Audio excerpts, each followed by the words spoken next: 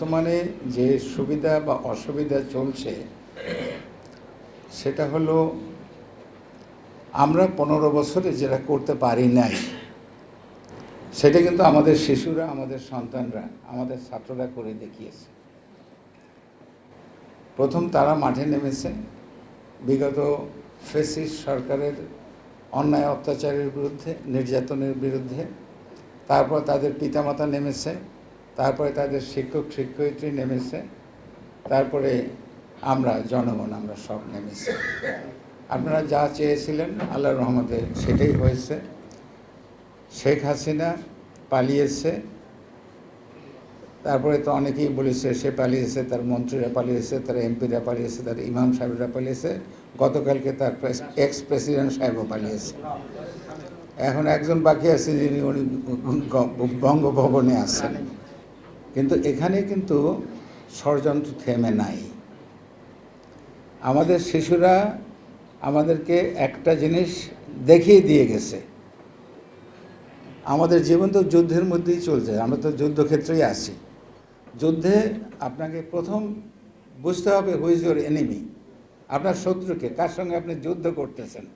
এটা আমাদের শিশুরা দেখিয়ে গেছে চোখে আঙ্গুল দিয়ে যে আমাদের শত্রুকে কার সঙ্গে আমরা যুদ্ধ করতেছি, সেটা হলো Bharat. India is our enemy. কিন্তু এখানে একটু ভাগ করে বলা যায় ইন্ডিয়ার সঙ্গে বাংলাদেশের সঙ্গে প্রবলেম নাই, কিন্তু মোদী সরকারের সঙ্গে বাংলাদেশের প্রবলেম আছে। বান্ডেল থাকলে প্রতি সেনমানিতে টাকা বাঁচবে।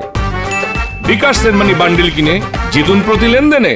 যদি আমাদের যুদ্ধ করতে হয়, একটা হলো আপনাকে শত্রুকে চিনতে হবে, and once you know your enemy that is your first victory. এটাই আপনার প্রথম বিজয় যুদ্ধে। আর দ্বিতীয় হলো আপনার শত্রু কী দিয়ে যুদ্ধ করতেছে। আপনার শত্রু যদি রাইফেল দিয়ে যুদ্ধ করে আর আপনি তলোয়ার দিয়ে কিন্তু রাইফেলকে ঠেকাতে পারবেন না।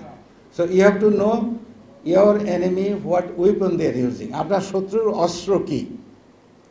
এবং এখানে আমাদের শত্রুর অস্ত্র হলো আওয়ামী লীগ আর আর এখন তো ইসকন যোগ হয়েছে তাদের সঙ্গে। তো এটা আমাদের মনে রাখতে হবে।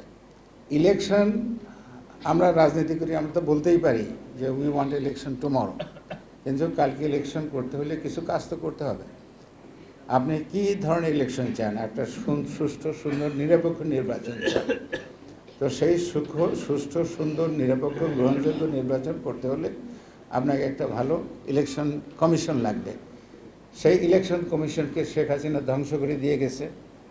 এই ইলেকশন কমিশন ঢেলে সাজাতে হবে। তারপরে অন্য আপনার পুলিশ লাগবে, বিডিআর লাগবে, স্কুল কলেজ সবাইকে আপনার নির্বাচনের জন্য লাগবে। কিন্তু সেগুলো করতে হলে পরে আপনাকে তো একটু সময় লাগবে। তো এখন সরকার যে সময় চাচ্ছে আমরা তো সে আনলিমিটেড টাইম দিতে পারবো না। কাজে সরকার এবং আমরা মিলে যে টাইমটা আমরা ঠিক করবো যে অমুক সময়ে নির্বাচন হবে, ওইটাই হবে যৌক্তিক সময়। ইনশাল্লাহ যৌক্তিক সময়ের মধ্যে আগামী নির্বাচন হবে এবং নির্বাচনে যেই যা ষড়যন্ত্র বিএনপির বিরুদ্ধে করুক আর না করুক, ইনশাল্লাহ আগামী নির্বাচনে আপনারা বিপুল ভোটে বিজয়ী হবেন।